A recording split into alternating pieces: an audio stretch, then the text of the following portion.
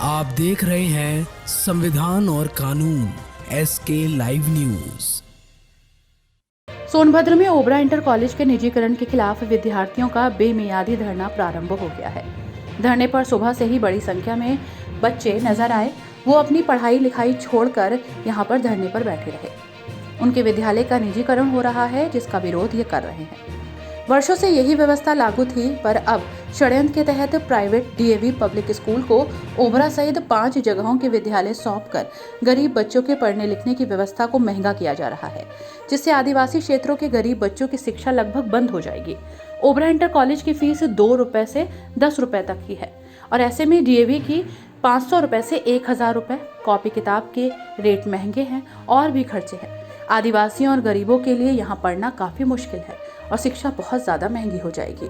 धरने पर बैठे विद्यार्थियों का कहना है कि शिक्षा के इस माफिया के खेल में महज 36,000 में वार्षिक शुल्क के आधार पर ओबरा, अनपरा, पनकी, परीक्षा, हरदुआगंज के उत्पादन निगम के सभी विद्यालयों को लीज की आड़ में बेचा जा रहा है। ऐसा घृणित कार्य करते समय गरीब बच्चों की आह का तनिक भी उच्च अधिकारियों ने ध्यान नहीं दिया। ओबरा थर्मल पावर प्लांट की जमीन पर बना इंटर कॉलेज, गर्ल्स कॉलेज और डिग्री कॉलेज को गरीब बच्चों के उत्थान के लिए बनाया गया, लेकिन आज इसका निजीकरण किया जा रहा है। विद्यालय को महज 36,000 रुपए के वार्षिक देय पर लीज पर देने के पीछे क्या सोच है, ये तो भगवान ही जाने। साथ ही ऊर्जा मंत्रालय ही ये बता सकता है। धरनारत छात्र छात्राओं ने कहा कि ओबरा इंटर कॉलेज को निजी हाथों में सौंपने का निर्णय हो चुका है, जो पिछले जाति, जनजाति, अनुसूचित जाति, आदिवासी और जरूरतमंद गरीब विद्यार्थियों के साथ घोर अन्याय है। ओबरा इंटर कॉलेज को निजी हाथों में देने के प्रस्ताव से हम सब और हमारा संगठन अहिंसात्मक विरोधात्मक कार्रवाई में है। जब कभी भी कोई परियोजना लगाई जाती है तो बड़े बड़े दावे किए जाते हैं, शिक्षा, चिकित्सा, शुद्ध पेयजल, पर्यावरण संरक्षण आदि के काम होंगे, पर यहाँ पूर्व से चल रही शिक्षा व्यवस्था को निजी हाथों में दे दिया गया है। मांगों के बारे में विद्यार्थियों ने कहा कि ओबरा इंटर कॉलेज ओबरा को उत्पादन निगम या सार्वजनिक या प्राधिकरण या फिर राजकीय क्षेत्र में संचालित किया जाए।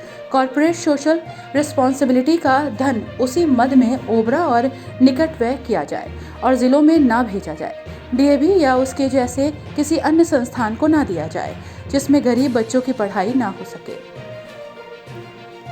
कॉर्पोरेटिव सोशल रिस्पॉन्सिबिलिटी के धन को ओबरा इंटर कॉलेज और स्थानीय विद्यालय को देकर पूर्व की भांति न्यूनतम शुल्क पर ही पढ़ाई की जाए।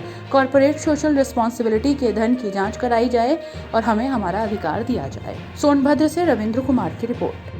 ओबरा इंटर कॉलेज का कक्षा 12 का छात्र हूँ। आप यहाँ किस लिए एकत्रित हुए? हम सब यहाँ पर इसलिए यहाँ एकत्रित हुए क्योंकि हमारा जो ओबरा इंटर कॉलेज है इसे प्राइवेट कर दिया गया है।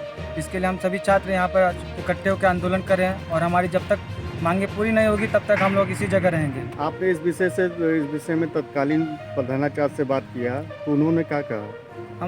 हम ये बता दें कि इस समय वर्तमान में यहाँ पर हमारे प्रधानाचार्य कोई नहीं है। जब हमारे जो प्रधानाचार्य आदरणीय विजय कुमार सर, तो उन्होंने उस समय हमसे बात कर रहे थे, तो बोल रहे थे कि ऐसा कुछ नहीं है, तुम लोग जाओ अपना पढ़ाई करो। हम लोग जब आंदोलन के लिए आते थे आगे तो हम लोग को डांटते थे, भगा देते थे क्लास में कि तुम लोग जाओ बैठो, ऐसा कुछ नहीं है। उनको पता नहीं किस चीज़ का डर था। उनको लग रहा था कि हमने धांधली किया है, उनको लगता था कि हम फंस जाएंगे इसमें। जब आपने कुछ किया ही नहीं है तो आप क्यों नहीं सामने आ रहे? बच्चों का सपोर्ट उस समय अगर हमारे प्रिंसिपल सर किए रहते तो आज हमारे ये जो कॉलेज बिक चुका है, ये बचा रहता।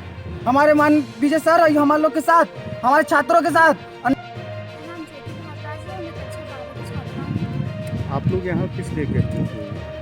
हम लोग यहाँ अपने इंटर कॉलेज के लिए बचाव के लिए बैठे हुए हैं, क्योंकि ये प्राइवेट हो गया है, तो हम इसके बचाव के लिए यहाँ धरना प्रदर्शन कर रहे हैं ताकि स्कूल बच जाए, लेकिन अब तक ऐसा कुछ हुआ नहीं। प्राइवेट होने की जानकारी आपको कब मिली?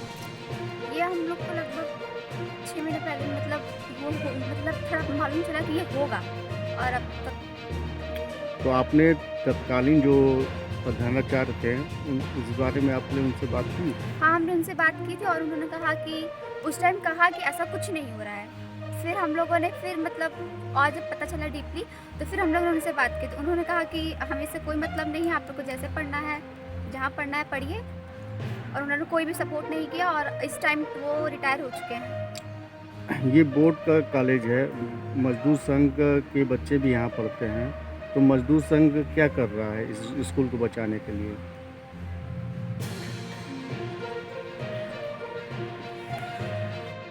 कुमार है। आप यहाँ किस लिए एकजुट हुए हैं? ओबरा इंटर कॉलेज को जो प्राइवेट किया जा रहा है उसके संबंध में हम लोग जीआईसी की मांग के लिए, गवर्नमेंट इंटर कॉलेज की मांग के लिए एकत्रित हुए हैं और ये धरना प्रदर्शन तब तक चलता रहेगा जब तक हमारी मांग को पूरा न किया जाए। और ये धरना प्रदर्शन कल से चल रहा है और लगातार चल रहा है। तो इसमें आपके सहयोग के लिए कोई समाज सेवी या शिक्षक वर्ग? अभी तो कोई नहीं आया सर सामने। सामने कोई नहीं है। आपकी प्रमुख मांगे क्या हैं, क्या क्या हैं जो आप गवर्नमेंट से चाहते हैं या यहाँ के बोर्ड से चाहते हैं आप?